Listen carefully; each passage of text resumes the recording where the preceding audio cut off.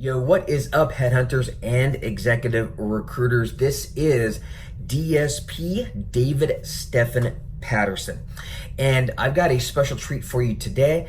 I have a training that I've pulled from my Facebook group, the Headhunter and Executive Recruiter Community, or hashtag HERC for short. So if you're not a member of this group, it's about 5,500 recruiters as of this filming. By the time you're watching this, maybe even more, probably more. And the group is filled with executive recruiters, independent recruiters, small search firm owners, and the like. And we've all banded together to share stories, share best practices, to bitch about our clients, to help each other, become better recruiters, be better marketers, better recruiters, etc. So it's a great group. It's entertaining. It's a lot of fun. There's a little bit of foul language in there, but I know that as a recruiter, you are probably not a shrinking violet. So with that said, if you're not a member, click on the link down below in the description and join. You'll be very glad you did, and we will love to have you join the discussion. But with that said, let's talk about today's training, shall we?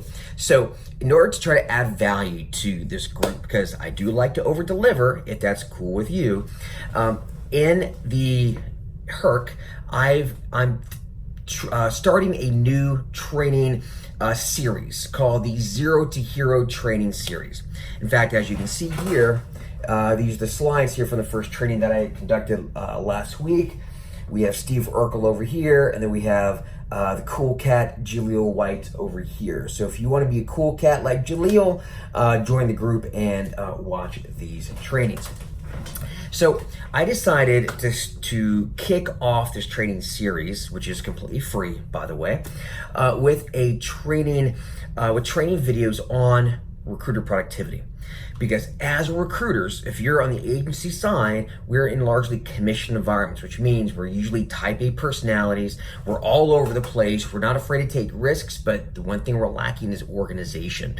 And it's not just organizing your day, figuring out who to call next, although that is part of it. It's overall organization of where we're going in our lives and where we're going with our careers, how we're going to manage these different projects we have in our lives, and as well as a whole slew of mindset issues that recruiters have as well. So what I've done here is put together a 3-part training series that's going to kick off this entire training series, but the first 3 are going to be on productivity. Now, I'm sure you, as recruiters, most recruiters have been through productivity training and planning training, etc. And it's all kind of the same shit, right? It's plan your day at 4 o'clock and plan for the next day. Make sure you have at least 200 calls planned in your planner and put your money calls in first and blah, blah, blah, blah, blah, right? I'm not going to talk about that because you guys have seen it. I'm just rehashing the same old shit, and I'm not going to do that, okay? I'm going to keep it fresh and keep it actionable, right? And I want to make sure it's stuff that you likely haven't heard before. So what I've done is taken a more holistic view to productivity. And in these 3 training sessions, of which you're about to watch the first, I'm going to go from general to very specific. So what we're going to be doing first is talking about mindset. I'll be talking about mindset and the concept called resistance that was coined by the author Stephen Pressfield in the book, The War of Art, not The Art of War, The War of Art, and the link for that book will be down in the description as well. It's the most important book I've ever read on personal development ever, and that book will literally kick you in your ass. So that said, I'll talk about mindset. I'll talk about the concept of resistance and how to combat it, because it's something that we have to face every single day. I'll talk about the different horizons of your life. Usually we're so focused on the here and now, or maybe a week, or maybe a month ahead, and that's it. And if you do think ahead, usually let's say a year ahead, we make a yearly plan, right? Or maybe you make a yearly plan for your boss in your search firm, and then you quickly forget about that plan a couple of months in until you plan again the following Christmas break. So we're gonna try to break out of that cycle.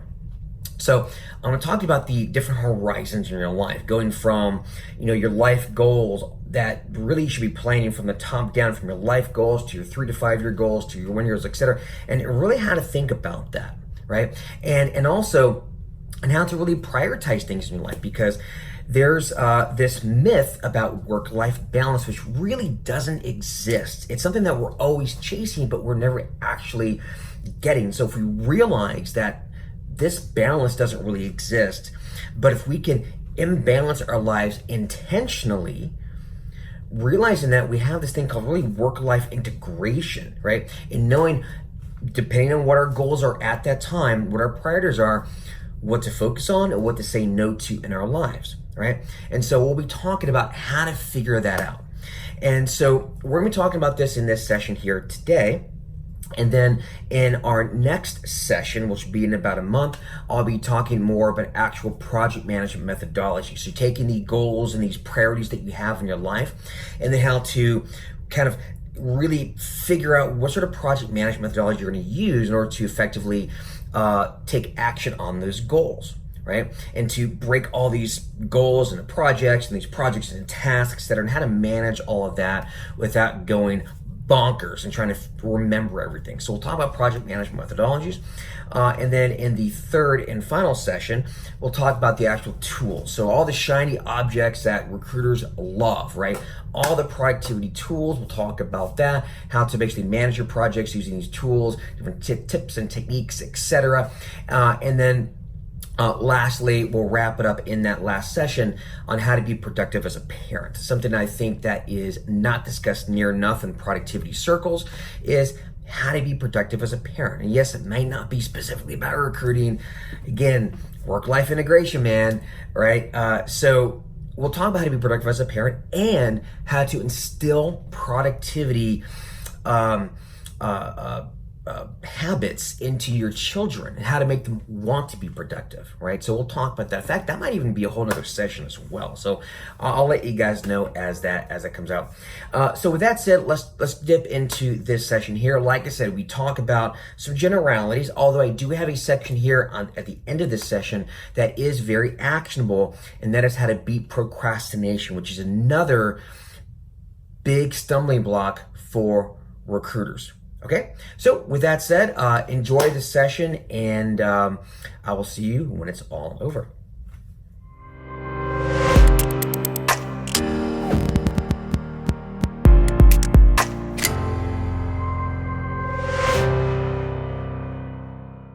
Can you hear me now? Rob Thomas says yes. Give me some more yeses if y'all can hear me.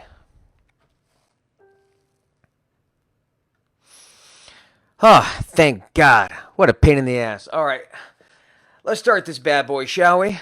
I'm gonna switch my screen here, and you'll be able to see my PowerPoint presentation. So here we go. Let's see if this works. So now you should see a picture of Steve Urkel and Jaleel White.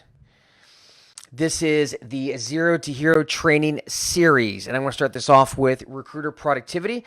Do me a quick favor, though. Just let me know that you can indeed see the first slide in this, which, again, should be Steve Urkel and Jaleel White. Sweet. Getting some yeses here. Awesome.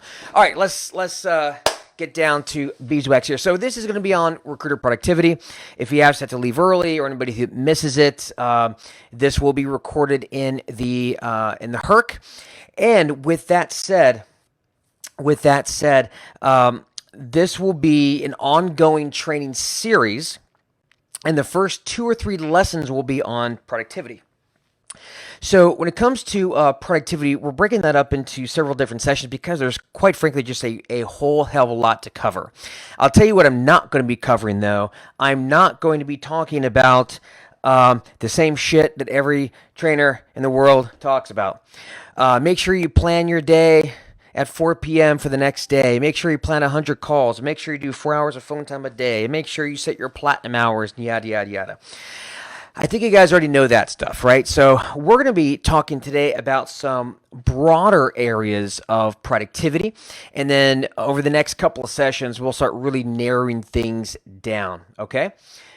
So to start things off, when it comes to one caution I want to make when it comes to productivity is this.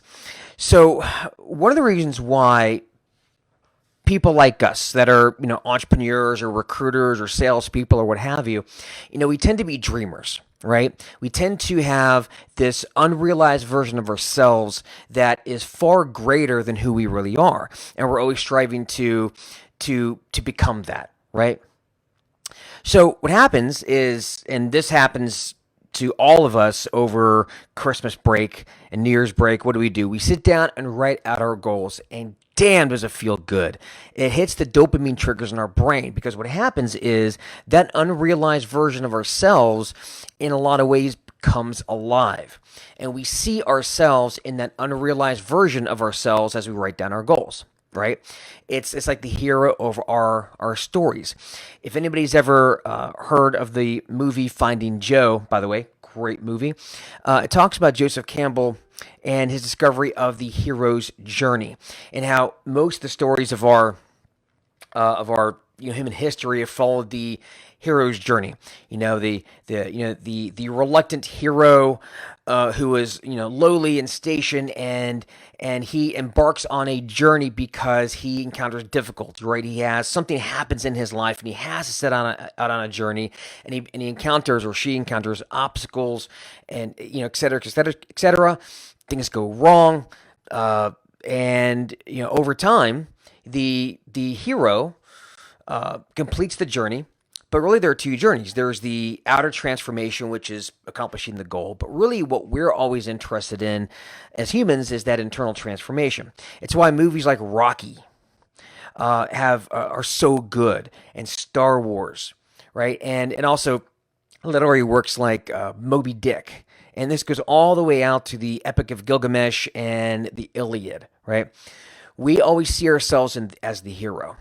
Unfortunately, for the vast majority of us, we never really achieve that at all. So we retreat back to our stories.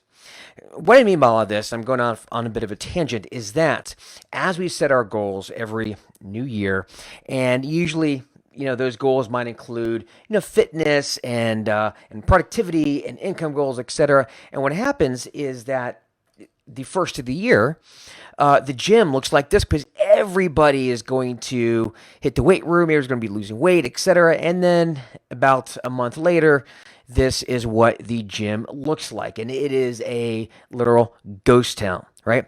And the same thing happens in sessions like this. You go through something like this, and you get a hit of dopamine. You think, I want to do this, I'm going to do that, I'm going to do that. Oh, this is going to be great. And then next week goes by, and nothing happens. So all I ask is, during this, is take massive action and start implementing some of these techniques. Again, this session, for those of you who are joining late, will be a bit broader in terms of overall life productivity and life direction. And as we go through the sessions, we'll start narrowing things down into specific productivity tools, etc. But I just want to make sure that you guys do indeed take action, because otherwise, you're going to be in the same place tomorrow as you were today, and then your next week will be like this week, and then the next month will be like this month, the next year will be like this year, and on until you die, right? So with that said, let's get down to brass tacks, and let's talk about what we are going to be covering today. So remember, this is going to be a bit broader, and we're going to narrow things down as we move further into additional sessions after this. First, we're going to be covering mindset, how to get your head screwed on right. Because if you don't think you have a mindset issue, then you have a mindset issue, right? So mindset's a really, really big part of productivity, which is why, and it's foundational, which is where we're going to be covering it first. We'll also talk about this concept of resistance. Now, if anybody has been in the Hark for any length of time, or in any of my training programs, I talk about resistance a lot. So we're going to talk about resistance here, what it is, how to recognize it, and then a lot of this productivity training will really be about how to overcome resistance. We'll also talk about why your vision, mission, and principles are so damn important. Again, we're going to go general then narrow. So why those are important and how you can create them for yourself and your business. We'll talk about these 6 horizons of your life. And then once we talk about that. We'll break that down, and we'll break down how you can take those 6 horizons of your life and how you can start planning out each of those horizons with the Wheel of Life. We'll talk about work-life balance, specifically the work-life balance myth, how to say no, and then we'll round this session off with some practical tips on how to beat procrastination, which is another form of resistance. So with that said, I want to make sure that you guys are still with me. Can you guys give me just some quick comments, or actually give me a hell yeah in the comments, so I know that you guys are still here and that I'm not talking into the ether. All right, so let's go ahead and move on. But guys, yeah, give me some hell yeahs in the comments, please. I want to make sure that you guys are still with me.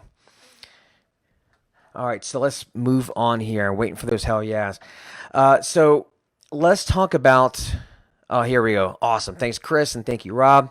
Sweet. Thank you, Tara. Word. All right, so let's talk mindset. Specifically, we're talking about a little mindset reset.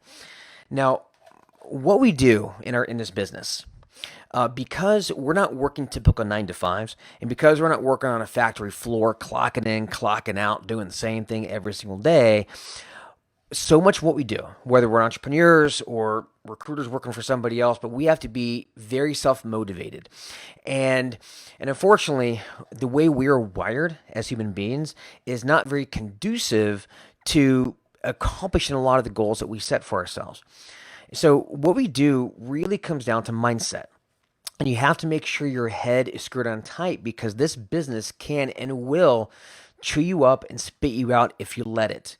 Wait until you have $100,000 in fees go just vanish through counteroffers, through fall offs, etc., through the client hiring somebody else that came in at the 11th hour, right?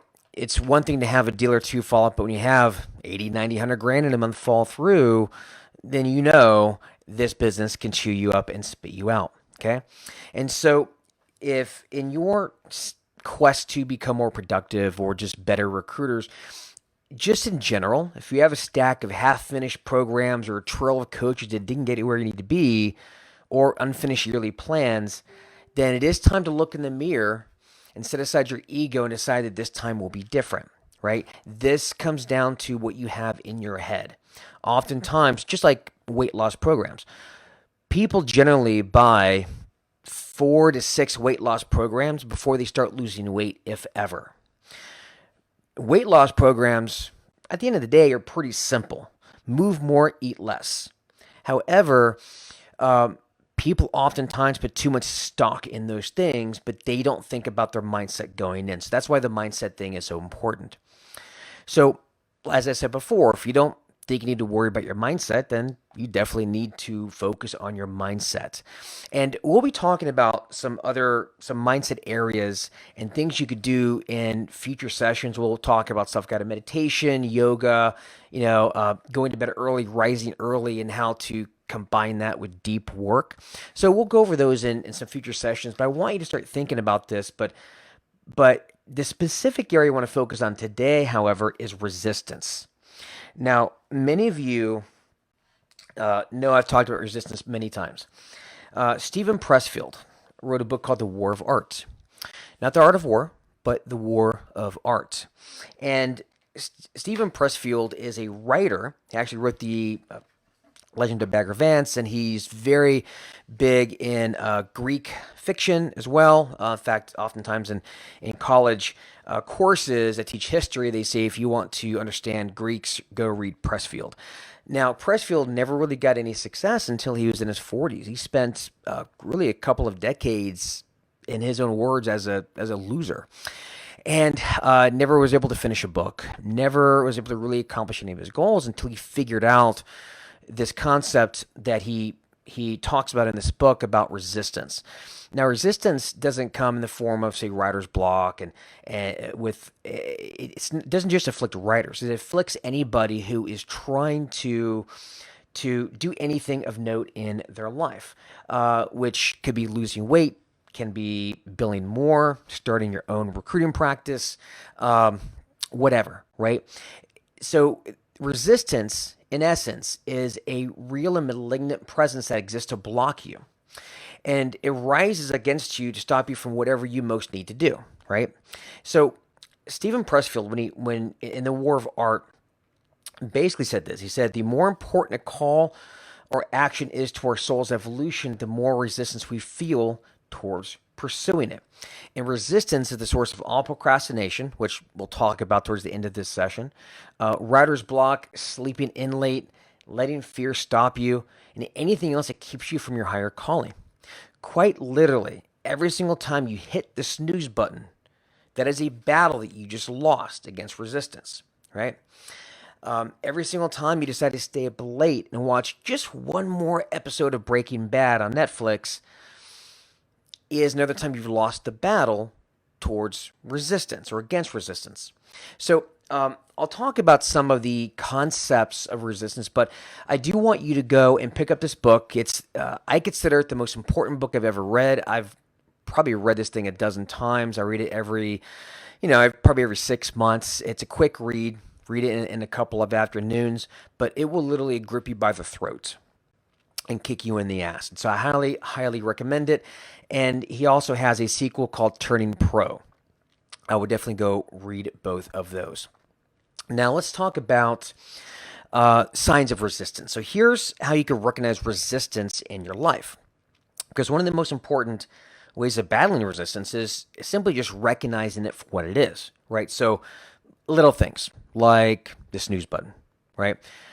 Little things like not going to the gym, right? Eating that cookie at night, having the beers after work. And you probably shouldn't do that during the week. In fact, on a little side note, and I say this kind of in jest, but not really, one of the biggest productivity hacks you will ever find is stop drinking during the week. That's one of I tell you, when I stopped consuming alcohol during the work week, my productivity skyrocketed. I was really surprised. But anyway, let's go into some specific signs of resistance. And perfectionism is a sign of resistance. In fact, perfectionism or perfection really is a myth. So when it comes to taking action, whether, again, starting your business, starting a new market, a new niche, a new marketing campaign, retooling your offer, which is what a lot of folks do in the accelerator, when it comes right down to it, there's a lack of confidence. And you get too far wrapped up into analysis paralysis, thinking and planning, etc. And they're waiting to feel confident before they move forward. But action and implementation are what give you confidence, not thinking and planning. In fact, confidence is the reward of right action, not the requirement for right action. It's very, very important. And it's a big mindset issue that a lot of people have. They wait to feel confident, but they'll never feel confident. And thinking and planning are important, but what's more important is data and the feedback loop. So if you're trying to create a new offer, create a new marketing plan, a new website, whatever, the only way to make sure it's going to be good, the only way to make sure that it's good enough for your market is to take it to market. Get data, get feedback, and then take that feedback, make modifications, and iterate over and over. So the only way you'll know something that will ever work is simply just to launch it and not wait for it to be perfect. Because much like ego is the mask that insecurity hides behind, right? And when we look at bullies in school, oftentimes they're insecure, which is why they are a bully. Well, perfectionism is the mask that procrastination lies behind. And perfectionism is how your brain protects you from risk and failure, right? It's how your reptile brain in the back of your head keeps you from doing the things that it finds risky, right? And resistance knows this and harnesses this to stand in your way. So my best advice with this is really to make peace with being uncomfortable. And one exercise you can do on a daily basis to help get used to being uncomfortable is to pick one thing every single day that makes you uncomfortable and do it. That can quite literally mean going to the mall right now and high-fiving 10 strangers. You're not going to die. You're going to be fine, right? In fact, you'll probably make somebody's day. but do the things that make you feel uncomfortable on a daily basis. And so that's one thing I did quite a while ago. I don't do it now, but there was a period of time where I did this every single day. I would not go to bed unless I did something uncomfortable every single day, just to build that muscle in my psyche. So that's important. Perfection is a myth. Another sign of resistance is not doing your work consistently. And we'll talk about this when it comes to dealing with procrastination. But there are no shortcuts or cheat codes in life, right? It comes down to doing the work. Whether you feel like it or not, that's what professionals do. You see, when you're consistent with your market, let's say, for example, when you're consistent with your audience and your market, your clients, candidates, etc., whether it be content marketing, right?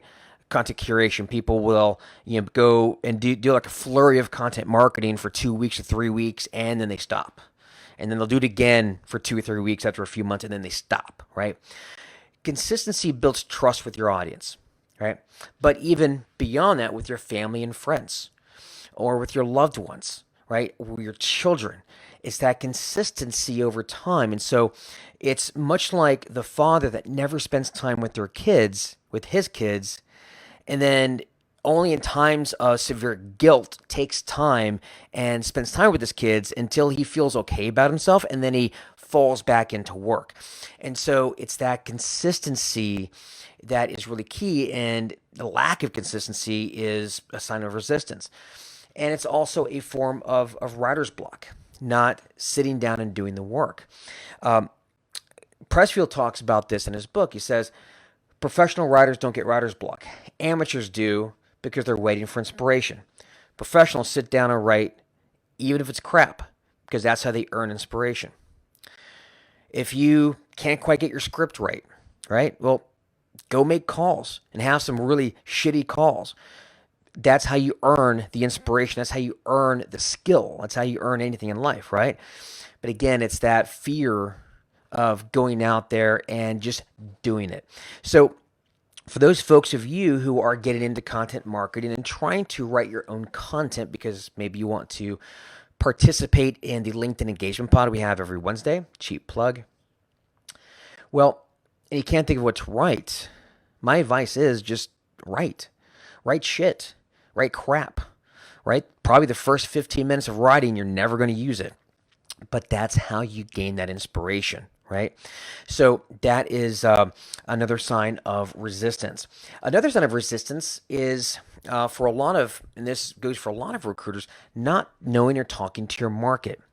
If you're trying to figure out your marketing message, if it's not really resonating, right?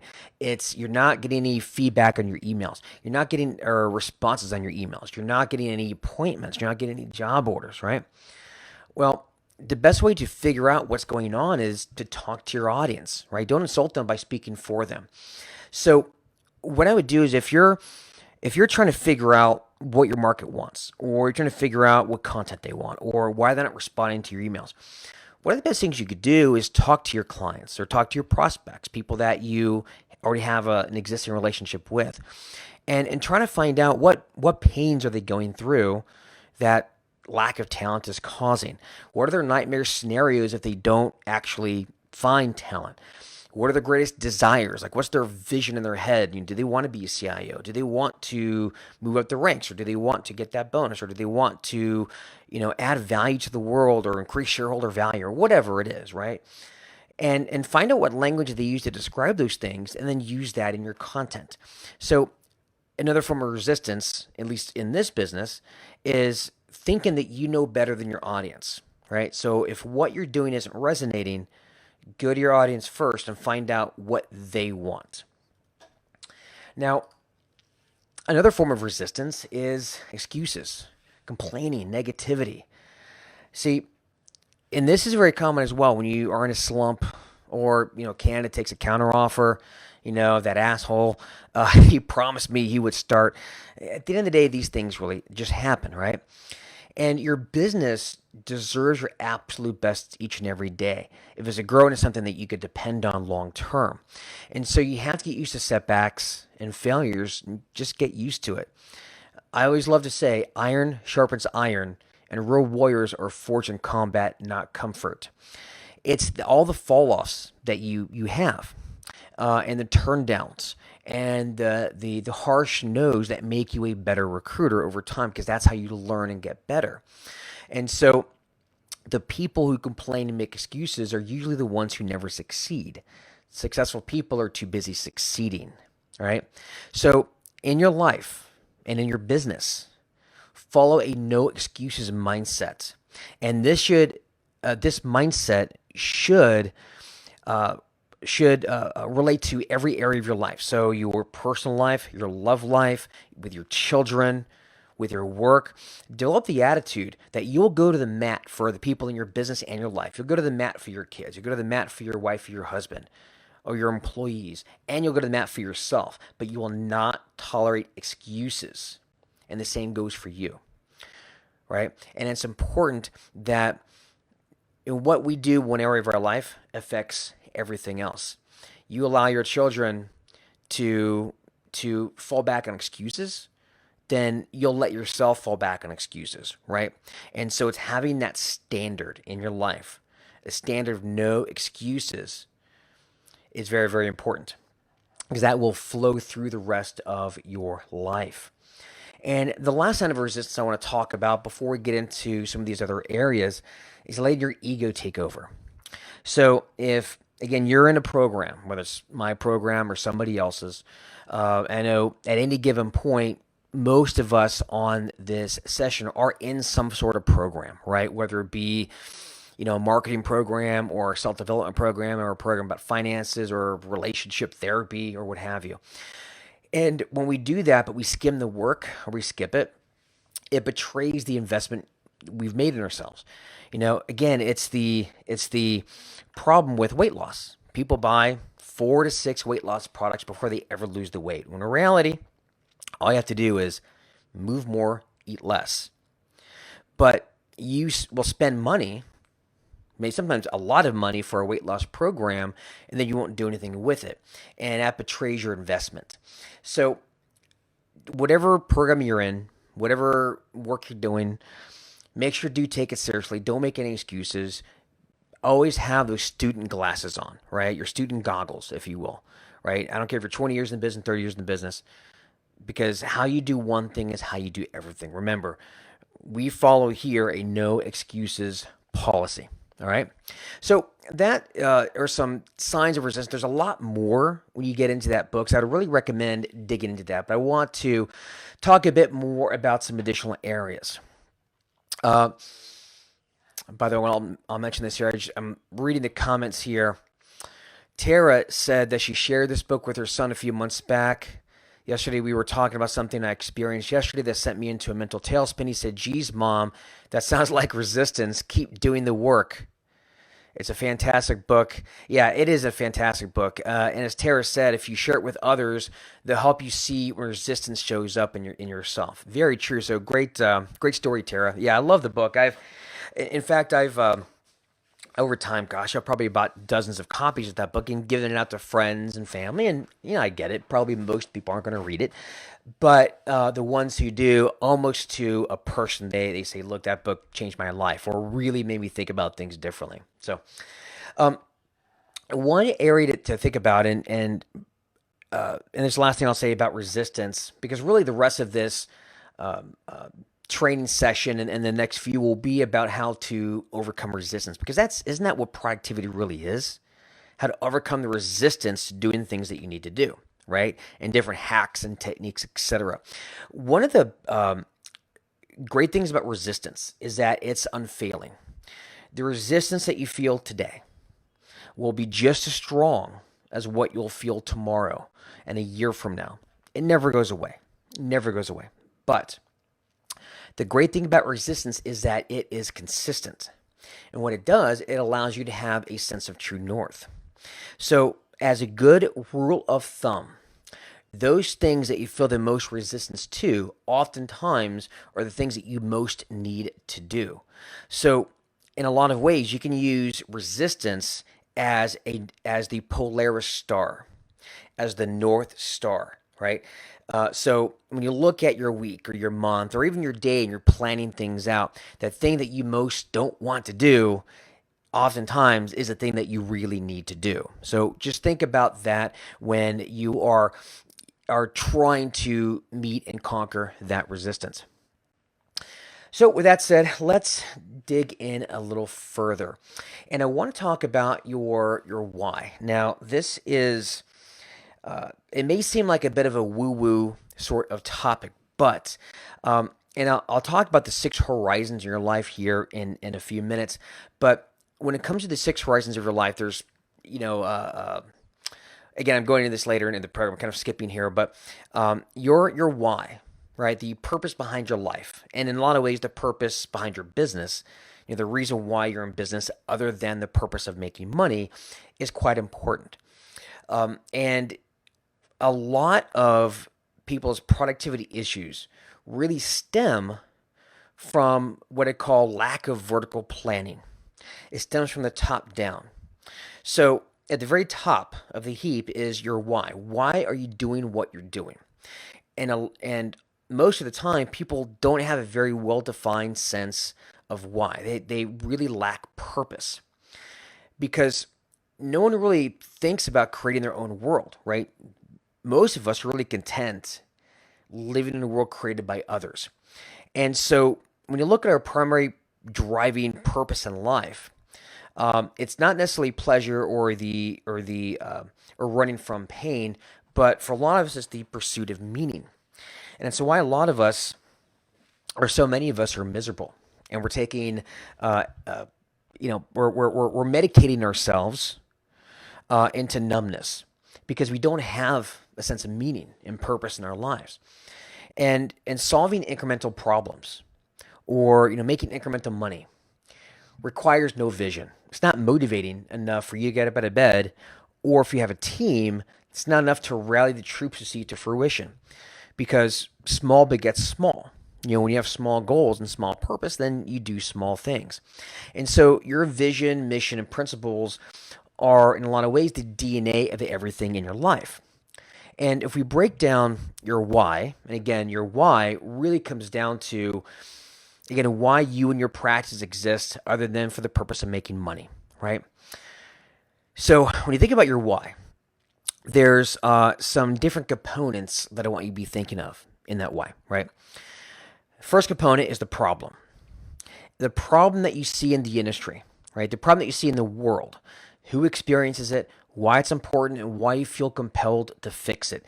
Now, when I give you these examples, I'm talking about in the context of recruiting, your business, right? Your practice, whatever. Now, you can have different whys, right? You can have a why when it comes to your church or your charity or your family, etc. So I'm going to give you the example here in from a work perspective, but just know that this also applies to other areas of your life. Okay, and although it's nice to think that we generally have one why, one purpose, but in reality, most of us have more than one. So it's important to understand what your different whys are in your life. And we'll talk more about how to manage that. But again, I just want you to keep that in mind. In this example, I'll be talking about our business. So anyway, back to the why. So the problem, again, define the problem as you see it in the world, who experiences it, why it's important, why you feel compelled to fix it. Now, the vision is what you're looking to move to or move your market to. So it's what gives you the direction. It's the future of the you, or the future of your business or your employees, or it's the future of your market, your clients, your candidates. But it's what you want to become. In a lot of ways, what you want them to become. So it's aspirational, right? It's that far vision of what you want in the future. Now, your mission, or a lot of times your mission statement, talks about how you're going to get to where you want to be in the future. Okay, so it's how you're going to get from problem to vision, right? So problem is where you're at right now, or where the world is right now, right? Vision is where you want to go. That's the direction. Your mission is the engine that's going to get you there, right? It's how you're going to make it happen, all right? And it has to go in the direction of that vision. And then last but not least are the principles. These are the fundamental truths that serve as the foundation for you, your people, and your ideal client's belief system and behavior. So what principles simply are the principles that you live by day to day to see your vision to fruition, right? To aid you in your mission. So it's in essence to take you from problem to vision through that mission and to help you do it day by day. So this may sound a bit confusing, so I want to give you an example from my own recruiting practice, the Kineta Group, okay? So in my why, right, my tagline, in fact, for Kineta is empower your enterprise because, SAP, which is what I recruit in, is an enterprise resource platform. So, so you have an enterprise or organization. So my goal is to help my clients empower their enterprise. But if I were to break it down, my problem is this, or the problem. Good leaders' careers are being ruined through the lack of ability to hire top performers, which stagnates their business and hinders the forward progress of the human race. That's a big problem, right? That can get me out of bed, right? So here's the vision. Here's where I want to take my industry. To foster true meritocracy, because I'm a big fan of meritocracies, to foster true meritocracies, right, where the top people rise to the top, right, that drive innovation and progress for humankind, free from the bonds of mediocrity exacerbated by our industry, right? So the problem, the vision that I have, is a vision where leaders, top leaders, can hire the employees of their dreams, right, and to not be bound by mediocre candidates, mediocre talent, mediocre companies that lead to mediocre careers. So for when I sell to my market, right, I'm not selling this, I'll fill this position for X percent. I'm selling transformation, man. I'm selling you the keys to get you to the C-suite in 10 years. I'm selling you that, right? That provides so much more conviction when I'm selling what I'm selling, as opposed to I'm just trying to close my next deal so I can make my number, right? So that's why, and that's one big reason why this is important. Again, it's what gets you up out of bed. Now, here's my mission: to empower good and honorable leaders by showing them how to find, attract, hire, and grow the leaders of tomorrow, right? So that's how I'm going to get them to that vision. I'm going to empower them, give them the tools they need to hire correctly. Now, principles. I'm not going to go over every one of these. I want to make sure I keep this, within an hour and a half. But here are some of the principles I live by on a daily basis when it comes to my business, right? So, for example, number one, the platinum rule. We've all heard of the golden rule: do unto others as they would, as you want done unto you. The platinum rule is do unto others as they want to be treated, right? Or two, high standards. Results matter, and how we get results matter, right? Or number four, one of my favorites, grit. We're grinders. We're not afraid to keep failing. So again, I'm not going to read all of these, but these are just an example of some of the principles that you want to live by. And so the really cool thing about this is when you have a sense of why for your business, and if you are a first-year recruiter working for MRI or GRN or whatever firm you're working for, or Robert Half, you need to have your own why, your own vision, mission, and principles. It's important because at the end of the day, your little practice, even if it's within the four walls of another business, is your business. This is your baby, right? And your career will either stagnate and you'll be 60, 70 years old, still making your cold calls, barely eking by, or you're going to build the career of your dreams and be a thought leader in your industry. It's your choice. It starts here, right? It starts here. So if that makes sense, everybody. So with that said, let's dive into a discussion on the 6 horizons. And now again, we're going to go from general to specific, and I'm going to show you exactly what I mean here when I talk about the 6 horizons of your life.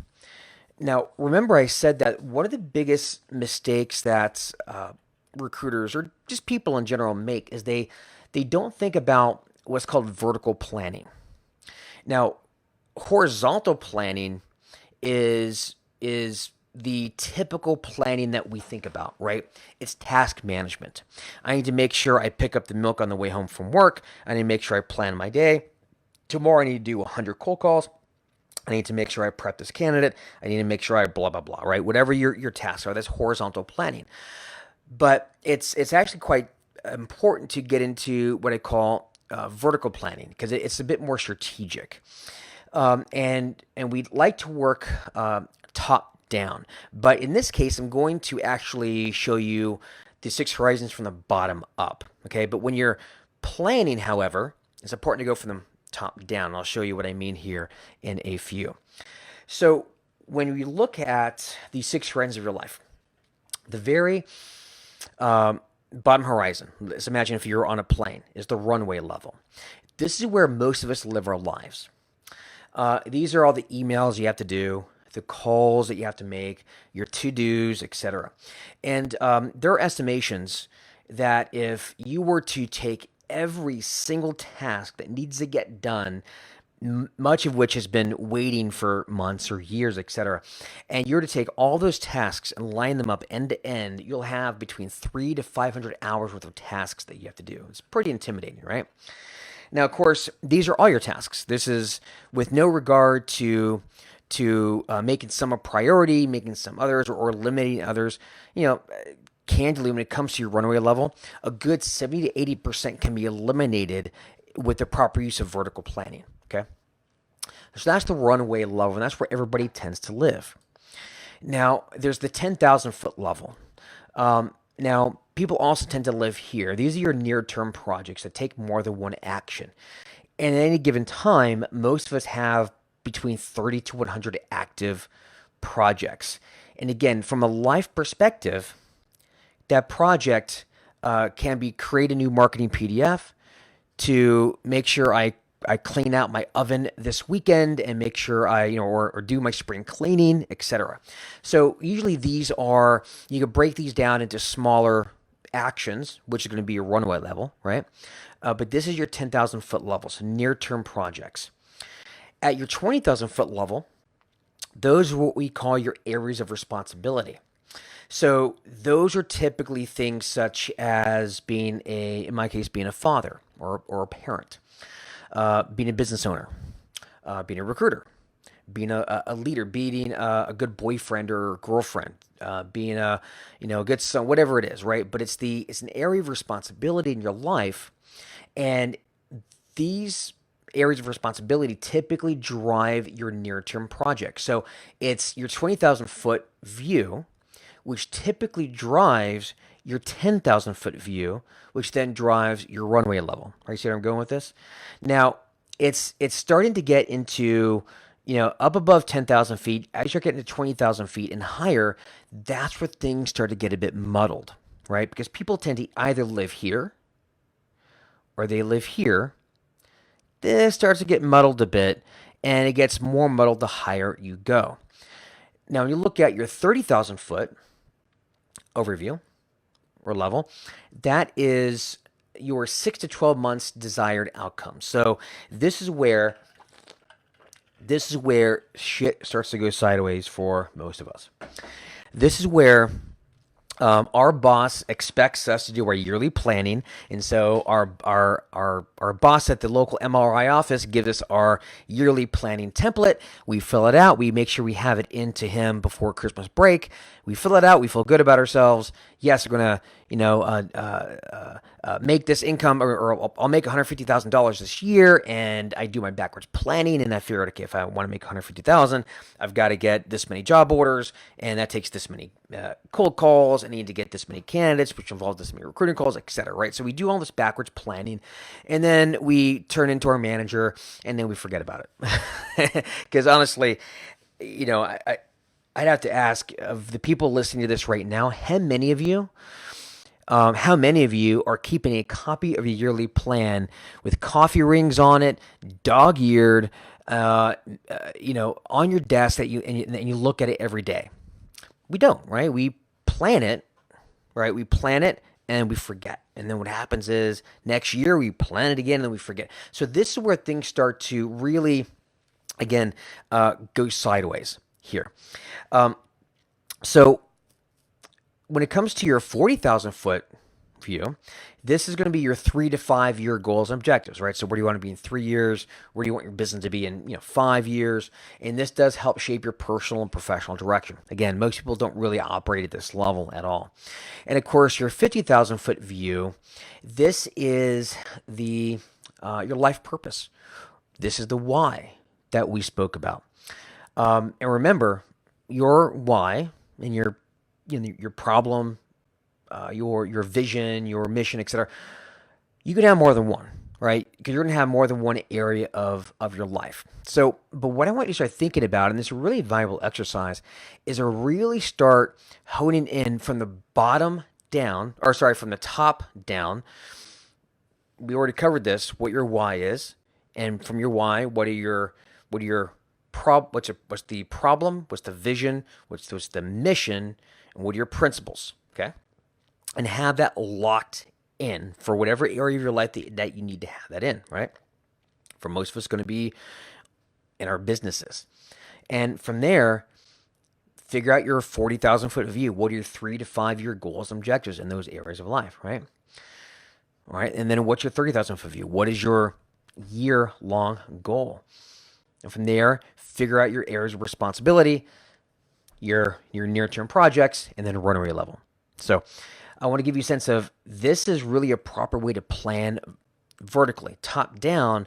And then from there, then you can really start prioritizing what should be your runway level, what should be your 10,000 foot level, what should be your 20,000 foot level, and start cutting things out that don't need to be there, really cutting that fat. Okay.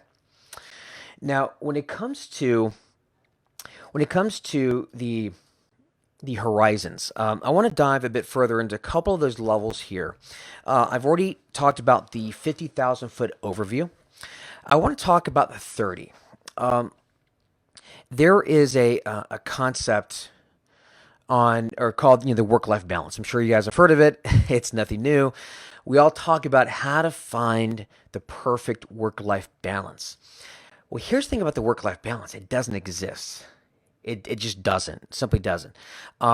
Simply because we're not automatons. We're driven by our emotions, and so we're always trying to make choices about where we want to spend our time, our energy, and our attention. And this always seems to throw things out of balance, at least temporarily, right? And one of the worst things that affects this is technology. The fact that we're always on our phone, we're always on Facebook, we're always on LinkedIn, and we're always on our email. What that means is that when we wake up in the morning before we get up out of bed, we're checking email. Right? When we're at work and we're supposed to be working on work things or working on our new marketing presentation or working on a new offer, etc., we're checking Facebook. It's that constant fear of missing out, which blurs the line between our personal and professional lives, which isn't necessarily always a bad thing if done correctly. But what happens is it blurs the lines so much. So it's very hard to be really productive and to be intentional with where you want to focus your time. So the key here at this level is to try to be proactive, at least as much as possible, and make conscious choices about when and how to trigger that imbalance. So it's intentional imbalance. Because you must shift imbalance to those things that are the most important to you and only focus on those things at that time. One of the greatest quotes I've heard on this particular subject is from one of my business heroes, Jack Welch. And he said that there's no such thing as work-life balance. There are work-life choices. You make them and they have consequences. And so it's important to remember. Now, Pierre, excuse me. Pierre here says that in my office, we call it work-life integration. 100%. It's work-life integration, but here's the thing. You're always going to have imbalance somewhere. So it's important to figure out where you're going to have that imbalance towards. And so this is where the wheel of life comes into or comes in. Because remember, your 30,000 foot overview is your is really where you're going to be setting your goals over the next 6 to 12 months, right? So when it comes to figuring out what you want to focus on, um, the answer lies in the 8 core areas that most of us tend to focus our lives around. Now, you may have heard of the Wheel of Life, right? It's not an uncommon example used in productivity circles, but specifically, what the Wheel of Life is 8 core areas that we tend to focus on at different times of our life. That's going to be our physical environment. So the home we live in, the office we work in, where we live, etc. Our career and work, money and finances, family and friends, as well as romance and loved ones, fun and recreation, right? Just doing cool shit, health and fitness, and personal growth.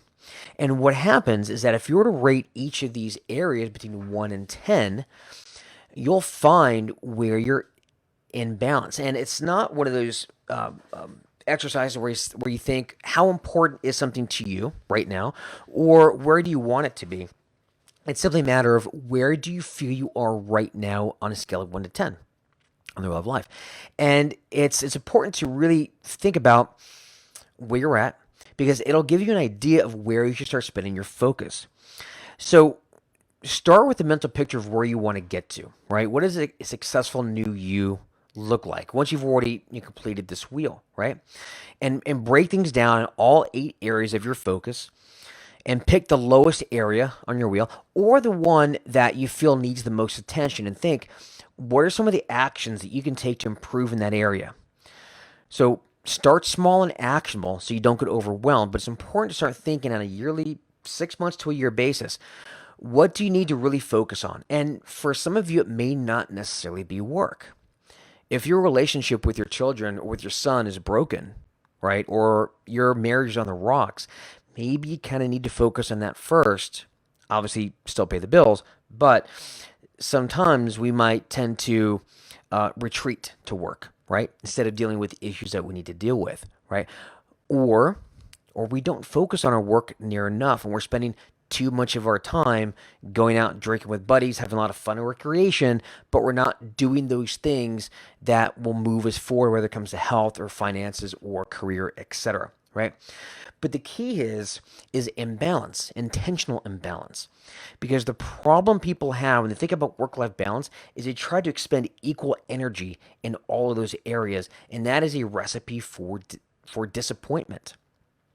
So it's actually a much better scenario for you to focus in 1 or 2 areas, still work on those other areas as well, but put a lot of your focus on 1 or 2 areas at a time, because that's what makes real forward progress more than anything else. Okay, so that is the work-life balance myth. Now, if we were to go down a level, down to your 20,000 foot area, that's your areas of responsibility. Once you figured out, okay, what areas of my life do I really want to focus on over the next 6 months to 12 months, right? As you start going down into vertical planning, think about, okay, what areas of responsibility do I have? Now, those areas of responsibility, this is where people tend to start getting muddled, right? Again, most people don't even work on the 30,000 foot overview. Some people tend to, be in the 20,000 foot, but they get muddled here because they have competing responsibilities. And oftentimes, when you're feeling out of balance, is because these competing responsibilities are adding stress to your life, and you're having a lot of problems trying to prioritize them, right? And so it's helpful to take an inventory of your responsibilities, or of your not. I'm sorry, I shouldn't have said responsibilities. Taking an inventory of your areas of responsibility and the people who are dependent upon you for deliverables, because of most areas of responsibility, you have to answer to somebody, typically. Not all the time, but typically. So think about every role that you play in your life. And every role has a different expectations. So, for example, there's my role as a father, my role as a business owner, my role as a coach, my role as a recruiter, my role as lover to my fiance, right? There's my And of course, I have other roles as well to my friends, etc. And there's a role to myself in terms of my own personal growth. And rarely, when you look at the wheel of life, in each of those 8 core areas, there's typically a role that you're playing. And so think about your role in those areas. And also think about the expectations of this role. So every area of responsibility has some sort of expectation upon you. And so what happens is that if you're not tailoring your activities to specific roles that you find that you feel are priorities in your life right now, that's what's going to make you feel out of balance, because you're not focusing on those areas that are providing you stress, right? Those roles that need attention, those expectations, they're going to be knocking on your door, and you're busy taking care of a different role. So, and for a lot of us, we have a hard time saying no to those activities, and that's what causes us to feel overworked, stressed, and out of balance. So you have to think about, again, going through your Live Life exercise, and then in each of those areas of focus, write down your role in that. Now, again, as we talked about, you're going to focus on certain areas. So it's at this time you're going to make a decision. Is this role something I want to focus on for the next few months or for the next 6 months? And you may have to make sacrifices in certain areas. It just is what it is, right? But in order for you to make really substantial progress, you do need to have that intentional imbalance. So when you think about each role, think about what's expected of you in each role, right? It's really helpful to write this down. As a father, what's expected of me? To be present for my children, to go to their activities, right? Some for my daughter's school plays, or my baby girl's doctor's appointments, right? Or my son who's in college, next year when he graduates, I need to fly out to Arizona and make sure I'm there for his graduation. I need to do those things. That's part of my those expectations. And who am I responsible to? My children. I'm responsible to them. And so usually when you have a role and you have expectations, you have a deliverable to somebody, whether it's yourself or to somebody else. So for example, in fitness, my deliverable is expected to me, right? It's delivered to me. I am the person I'm responsible for when it comes to fitness. And so it's important for you to take an inventory of your responsibilities, your areas of responsibility, what's expected of you in each area, and who you're responsible for. Now, as you start to prioritize where in your wheel of life you want to start focusing on, now you have an idea of, okay, who to start saying no to. Because it's unnecessarily stressful when you feel that you need to live up to others' expectations, especially when the expectations can change over time or they're not in alignment with your core values, right? It's because we never write this down. We don't know first off, what our core values are, what our why is, and etc. But we also aren't really clear on all of the expectations placed upon us. So based on your intentional imbalance, decide, okay, where are your boundaries going to lie? And who will you be saying no to? Now, you have to start saying no to a lot in your life. And the problem for most of us is we have a hard time saying no. We don't want to be hurtful. We don't want to feel like we're letting others down. But it is important to have these boundaries. So you want to make your no seem impersonal, right? Don't make it seem personal. Just say, no, thank you for the opportunity, but as a rule, I don't blank, right? But practice saying no. When I first started coaching, I had so many people wanting to reach out and talk to me, right? Now, it was great, and I wanted to be there and help them, but at a certain point, I had to start saying no, because I didn't have the time for the things that were important, like actually generating revenue or my recruiting business, etc. So it is important to start saying no to those things that aren't a priority for you at that time. Otherwise, what's going to happen is you're going to be working on what others say is urgent, but not what you say is urgent. Like email, for example. All email is a to-do list that others get to write on. That's what 70% of your email is. So for the most of us who live in our email, our lives are ruled by email. That's why email is so stressful, right? Because we're letting others' expectations of us dictate our behavior in our day, and most of the time, it's not going to get us anywhere closer to our goals. So it's important to have those really hard boundaries. Now, when it comes to once you've figured out, okay, what your priorities are when it comes to your areas of responsibility and your expectations and who you're responsible to, right, for those deliverables. Once you've figured that out, then it's time to make an action plan and actually start uh, uh, taking action on those tasks that will get you to where you want to go. Now, I'll be going into more detail in our next session on project management. I'll be talking about specifically a project management methodology called Getting Things Done, or GTD. That is the basis and core of my task management. So when I look at my vertical planning, right, going from my 50,000 foot overview all the way down to my runway, as I start to get down into my project based view, that's where I use that GTD methodology. That's where I start doing my horizontal planning. And I'll show you how to do that in the next session. But with that said, I do want to share with you a couple of tips and strategies that you can use right now to help deal with procrastination. This is your runway and your 10,000 foot view, rather. So, how to deal with procrastination, which is something that most of us experience. And again, it's a form of resistance, right? So, in terms of procrastination, here's some ideas that you can use to implement in your life. I'm going to give you 5 practical techniques for defeating procrastination. Now, the first technique for dealing with procrastination is breaking things down to be more manageable. So oftentimes when we have a big task that is just kind of eating away at us and we don't want to embark on it. I see this all the time in the accelerator. One of the big areas that we focus on is creating an offer, creating messaging, etc., right? In fact, yeah, I'll even go even broader.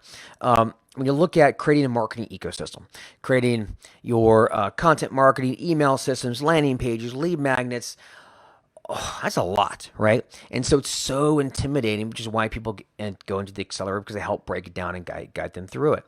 But even when you start breaking that down to make things more manageable, okay, well, let's figure out what's the message, what's the offer. Even that's too big. We're going to break that down even further. All right. For the offer, right? What pains are your clients going through, right? What do they express? What is there a false belief that's holding them back from accomplishing their own vision? Whether it is building a high performing team or building shareholder value or whatever it is, right? So it's important to start really breaking things down, and let even that can be difficult. Right? Figuring out, okay, what are the pains they're experiencing? All right. So how do you figure out those pains? Let's start talking to clients. Okay. Well, what do I do then? All right. Well, here's a script. Email your clients, your prospects. Here's how to get on the phone with them. Okay. Then what? Here's questions to ask. See, start breaking things down into very small, manageable chunks. That's what is going to help you defeat procrastination. It's those really big, gnarly issues. There's really big, gnarly goals that are sometimes just too big for us to deal with. So it's taking action and breaking things up to be more manageable. Now, an aspect of this is also called solar flaring. Now, solar flaring is a great technique to beat procrastination because it takes the concept of breaking things up to be more manageable to the next level. All solar flaring is figuring out what is the smallest viable action you could take right now. You see, a solar flare, which I'm sure you're familiar with what a solar flare is. It's this huge outpouring of energy from the sun, but it starts off below the sun's surface as very small differences in energy, right?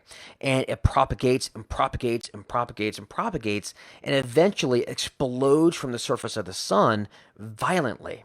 In fact, if we get a big enough solar flare, it could theoretically knock out all electronics on Earth and could maybe even be the end of civilization, right? Solar flares are very powerful, but they start off as very almost microscopic differences in energy in the sun's core. So that's the concept of solar flaring. Start off with something very, very small. It quite literally could be if it's a Sunday and you know you have to plan for the week, but you can't quite seem to get yourself up off the damn couch and to stop watching college football. You think, you know what? I'm just going to do this for 5 minutes. I'm just going to plan for 5 minutes and that's it. And give yourself permission to stop in 5 minutes. And what's going to happen? Typically, you're not going to stop at 5 minutes. You're going to continue. Okay, let's work for 10 more minutes and you're going to continue. That's the concept of solar flaring. It's a way to build momentum because if you're waiting for motivation to hit you, you're not going to be motivated. Motivation comes from action, right? Much like how I said confidence is not the requirement for action, confidence is the reward. Similar thing here. Momentum is not the requirement for action. Momentum is the reward for action. So what is the smallest viable action you could take? Literally 2 minutes, 5 minutes, right? If you have to clean your garage, okay? Say, I'm just going to clean this one corner. I'm just going to do this one thing, right? I need to build out a new marketing list. I'm just going to do 5. I'm going to do 5. I'm going to research 5 new potential client prospects, and that's it.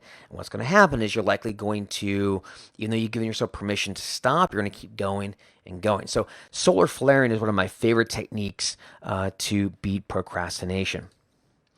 Another technique to beat procrastination that you can start utilizing right away, and this also is one of my favorites, as well as one of the hardest ones to implement for me, is called clearing to neutral. All clearing to neutral is simply this. It's figuring out a way to overcome the initial resistance or friction of work. What I mean by that is this. So let's say you come into work on a Wednesday and you go into your office or your desk and it's cluttered. You've got papers everywhere. You've got sticky notes everywhere. You open up your computer. You've got like a billion browsers open, all these programs open. You've got Outlook running, half-finished emails. It's a mess. Walking into that is just stressful. You're immediately shunting energy from your brain, from your willpower, and trying to deal with all these different half-finished tasks that you had from yesterday. So when it comes to clearing to neutral, think of it like putting the dishes in the dishwasher when you eat, right? Not letting the dishes build up. So as you complete your work, you complete a task, finish it, close it out, put it away. Move to the next task, right? At the end of the day, close out all your browsers, shut down your computer, put everything in its place, clean your desk, get all the sticky notes off, have a clean desk coming back. You'll be amazed at how good you will feel when you walk in the next day and you've cleared to neutral. The same thing goes with waking up.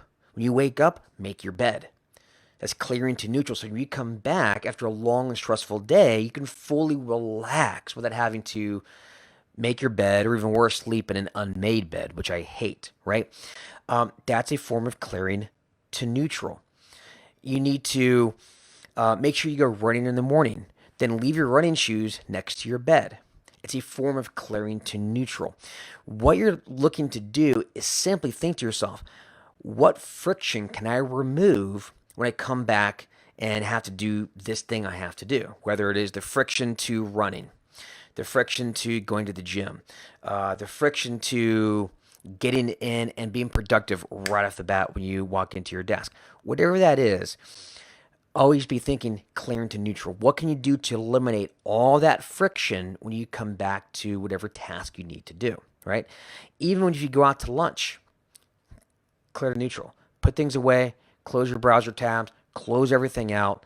And there you go. When I started doing this, it made a big difference in terms of my mental stress. So try it. You'll be surprised at how good you feel the next day. Now, another technique you can use to help beat procrastination is leverage. So you can use leverage to create an anti-procrastination habit. Now, when you think about what drives our behavior as human beings, we're driven by seeking pleasure and moving away from pain. In fact, that is, for those of you who have been through any of my training, that really is the basis, the core foundation of all of my marketing, the way I sell, everything. It's all about how do I find out what pain my clients are in. And believe me, time to fill is not a pain. That's not a pain at all. But finding out what their pains are and what vision they have, what pleasure they want, and finding a way to either get them to move towards their vision or away from their pain. Well, the same applies to us. And one thing that's very true amongst all humans is that we actually have a greater need to run from pain than it is to run towards pleasure. That's why oftentimes if we have these lofty goals and having a why, which is fantastic, sometimes even that is not enough to get us up out of bed, or it's not enough to make us not hit that snooze button, or it's not enough to actually get us to take whatever action we need to take. So sometimes we need to figure out how to use leverage, and oftentimes it comes in the form of negativity. Now, this may be a little extreme for some of you, but doing things like giving $1,000 to a friend and then telling him that you trust, and telling him or her to give it to a charity or to keep it if you don't accomplish a certain goal. Right? Tell your best friend you have permission to slap me across the face if I don't hit my call number this today. I'm just kidding, but don't really do that. But have some sort of negative consequences. You see, here's the one thing that when we live our lives, right, day to day, there's our current self and there's our future self. And one of the things that causes procrastination is that we don't feel really a connection with our future selves. We're connected to our present self, and that present self changes day by day, changes based on our hormones, whether we've eaten, not eaten, our environment. We really are a lot of these products of our environment in many, many ways. And we're still running on this caveman technology, right, just in a modern world. And our brains just haven't caught up. So we're so focused on the here and now, yet we have this goal for our future self. So what happens, the reason why we procrastinate is because our future self or our present self is much more powerful of an entity in our heads than our future self. So when we procrastinate or we don't do the things that we have to do, in essence, it's the current self doing what it wants to do at the expense of our future selves.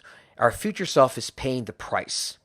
When you eat that half pint of ice cream, Ben and Jerry's, at 2 o'clock in the morning, your present self is getting enjoyment, right? And it's fulfilling the evolutionary part of your brain saying, get nutrients. There may be a famine tomorrow.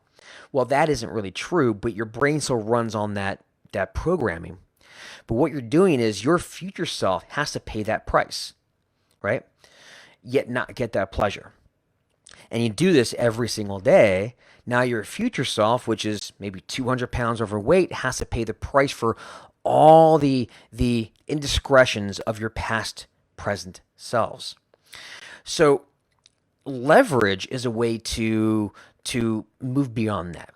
And if you could find a way to have real immediate consequences, not long-term consequences, but I'm talking immediate consequences, losing $1,000, getting smacked in the face, right? Whatever it is, or even just the embarrassment of stating to your team or your parents, your loved ones, what your goal is with daily updates. And if you don't make it, then there's that embarrassment, right? Whatever it is, but have real painful leverage. Now, not everybody needs this. But what I find is that if you find yourself setting a lot of lofty goals and you consistently fail to achieve them or even fail to do the work, if every year you tell yourself, I'm going to lose 20 pounds. I'm going to lose 50 pounds, whatever, right? Well, maybe your problem isn't the new weight loss package that you need to buy. It's not because you don't have Bowflex. Maybe it's not because of this or that. Maybe you don't have enough painful consequences because the fact you're going to get fatter every year isn't enough of a painful consequence. So maybe you need something more immediate and something more visceral. So that's why it's important to have a partner or an accountability buddy that can actually, that you actually have to pay the piper to, right? So again, use with care, but if you find that you're having issues with getting to where you need to be, then this technique may be really what you need. And last, but certainly not least, is starting small and knowing your end goal. Very similar to solar flaring, right? But it's, if you have a goal or if you have a project that needs to be done, obviously breaking things down into manageable chunks is important. But also think about what can you do right now that is the smallest viable action you can take to get you to where you want to be. So if you need to write a book, okay, what's the title? Brainstorm on it. Write an outline, right? Whatever it is that may take 2 minutes, 3 minutes, and accomplish that one small action. Because again, what you're trying to do with solar flaring, for example, is you're trying to build that momentum. But on the other hand, you also need to know what your end goal is. What does the end goal look like? What does success look like? And granted, your version of success is likely not going to be what success really is, right? We want to build $1 million. That's a huge goal. Now, you might not do it. You might build 700,000. That's still a great accomplishment, right? Now, you have to understand what your big purpose goal is, but you also have to realize and be realistic what your end product is likely going to look like, right? And have that in mind, because that is also a sign of resistance, is having that too much of a perfectionism mindset. So, one of the big or a great technique in terms of goal setting, and I actually learned this from the folks at SRA, was to know your end goal and to have a stretch goal, and then to have your basically your do or die goal, right? So in terms of, let's say, billings per year, your stretch goal might be $1 million, right? Or it might be whatever that number is, a stretch goal. You really, really want to hit that goal.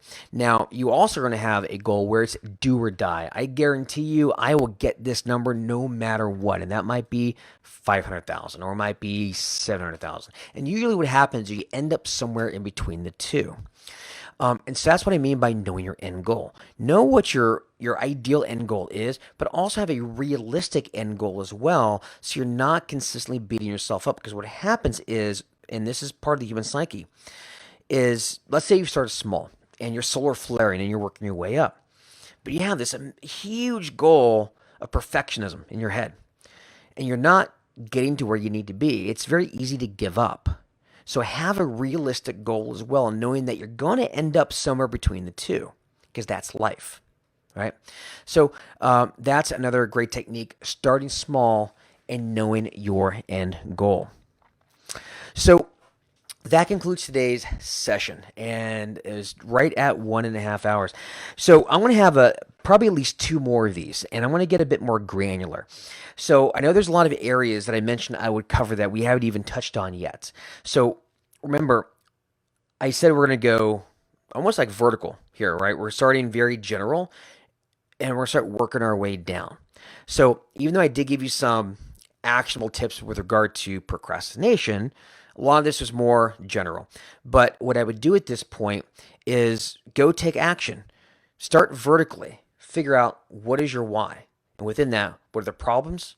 What's the vision? What's the mission? What are your principles, right?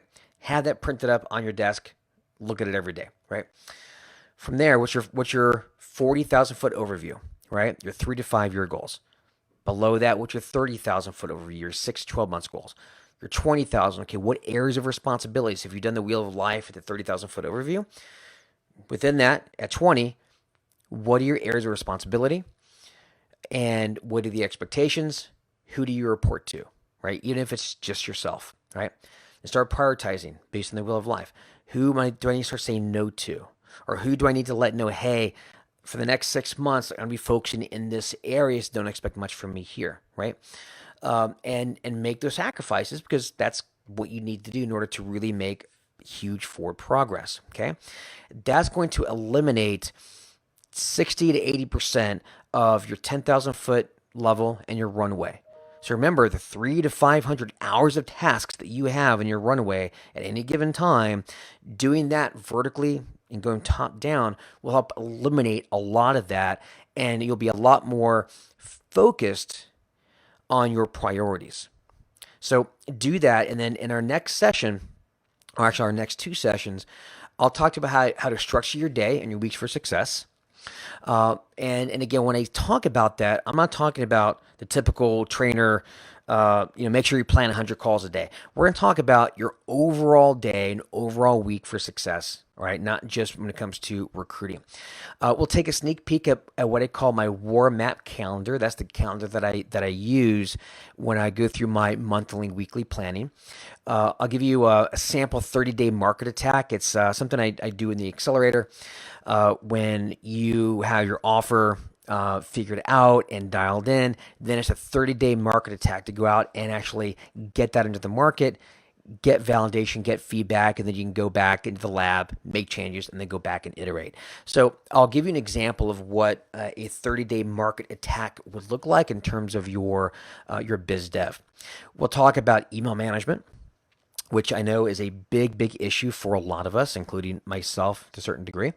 We'll talk about some project management methodologies, specifically the GTD methodology, and I'll be talking about that, as well as some tools that I use to manage manage that, specifically for me, OmniFocus. We'll talk about time management versus energy management. We'll talk about how to do deep work.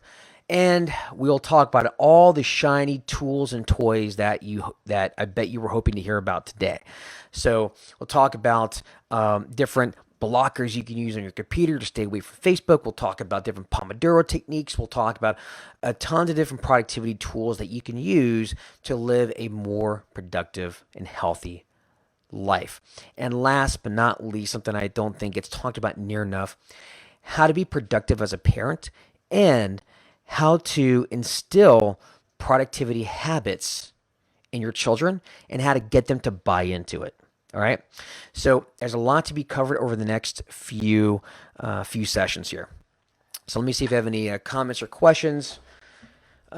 Jim says, brilliant stuff. Thank you. Thank you, Jim. Much appreciated. There's Peg. Thank you, David. Appreciate your time. Thank you, Peg. I appreciate you being here as well. Robbie, thank you for being here. Pierre. All right, I don't see any other main questions here. I may be missing some, but I apologize for that. But thank you so much for being here. I really appreciate it. If you need to go back and take notes, this session will be saved in the Herc, #Herc. If you look at the on your desktop view, if you go to videos on the left-hand side, every single live that I've done in the Herc is saved in that section. So you'll be able to pull this up and watch it. I don't know when I'll do my next session. I'll try to do that in the next 2 weeks, 2 or 3 weeks. And I think we're going to do either maybe 2, possibly 3 more productivity sessions.